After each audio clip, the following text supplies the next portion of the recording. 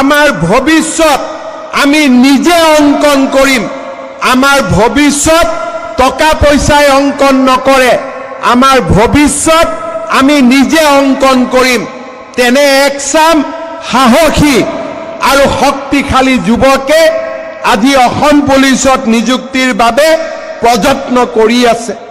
অহা অক্টোবৰ মাহত অসম পুলিচৰ নিযুক্তিৰ প্ৰক্ৰিয়া আৰম্ভ হ'ব আৰু 10 মে তাৰিখে আমি এই নতুন নিযুক্তিৰ প্ৰক্ৰিয়া আমি সমাপন কৰিম।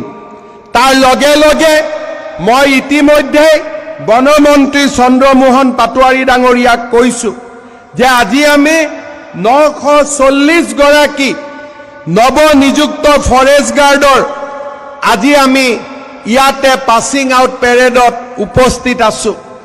অহা ফেব্ৰুৱাৰী মাহৰ ভিতৰত আৰু 600 নতুন ফৰেষ্ট প্ৰটেকশ্যনত নতুন জোৱানক নিযুক্তিৰ প্ৰক্ৰিয়া আমি আৰম্ভ কৰিব লাগিব, যাতে প্ৰতি বছৰে আমি এনেকৈ এচাম নতুন যুৱকক অসম ফৰেষ্ট বেটেলিয়নত আমি আদৰণি জনাব পাৰোঁ।